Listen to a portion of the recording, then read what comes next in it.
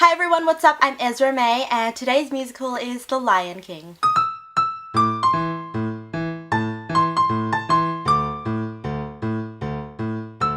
Last week I went to Sydney with my family, hence the little hiatus from YouTube, sorry about that. But we are back in Melbourne and I'm still reeling from all the fun we had there, especially The Lion King. We had a lot of friends recommend it to us and people saying, you're gonna cry in the first 30 seconds. I cried in the first 5 seconds because the music is so familiar, it reminds me of my childhood and it's just so powerful and so indicative of African culture, and seriously it's one of the most colourful shows and fun shows that I've ever been to, but it's quite dramatic and I don't know, I wouldn't recommend it to people under 7 because it's a bit scary. Unless they've seen the movie, then they can handle it.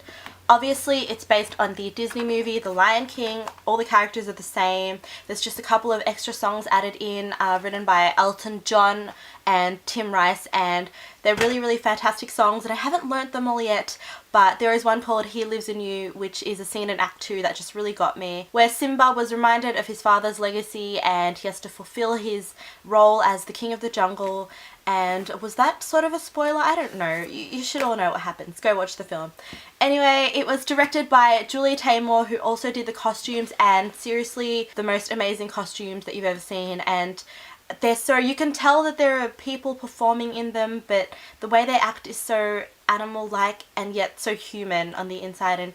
And you've got 3 to 4 people who make up part of an elephant costume. You've got people as giraffes. They were actually on stilts, and there was this one girl who was a cheetah and she was sort of an interlude between the scenes and she looked gorgeous, and the makeup is so detailed. Most of the action takes place at Pride Rock, which is where they live, the lions, and then you've got sort of the darker area where the light doesn't touch.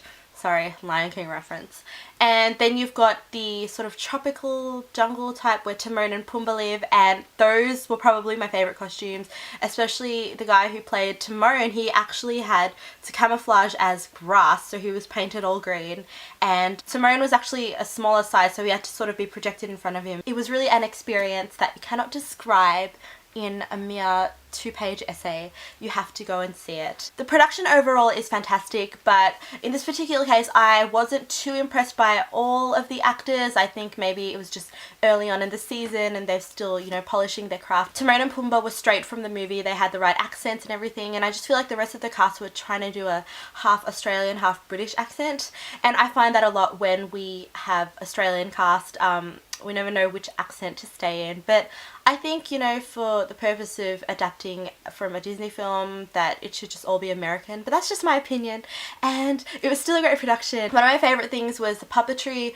The 2 main characters, Mufasa and his brother Scar, they had these masks that would sit on the top of their heads, just like that, so you could see their faces all painted and everything, but the mask would be like on the top of their heads, but then when they would sort of crouch down into like fighting mode, the mask would sort of propel down and it would just be the mask. And I don't know how they did it because there was like a stick protruding from the back of their head and it would just like bend down, and I just thought, you know, the skills and the things that people can do with art, it's amazing. Now it's time for merchandise moment.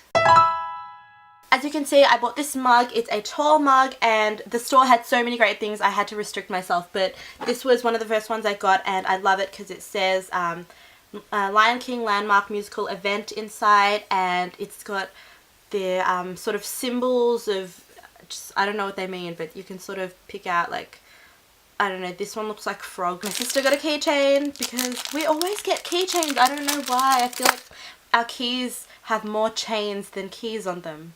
This is my favourite thing I got. I got a bracelet. That's Mufasa, who is Simba's dad, who is the king of the jungle. This is also the sort of the poster of the show. This is, I think that's Nala. And this is Simba, of course, if you remember from, it is so pretty. On either side of the theatre there was a man playing. He wasn't the whole orchestra, there was a pit for that, but there was one man on either side playing the bongos and they had all the percussion stuff, and we were sort of sitting near one of them, and at the end of the show I was like this to him and he's like, thanks man, I mean you were great. Like he was just, even if there was no music but there was sort of like, you hear a sound in the jungle, he would play it like, so talented. People are so talented. I still blown away by this show.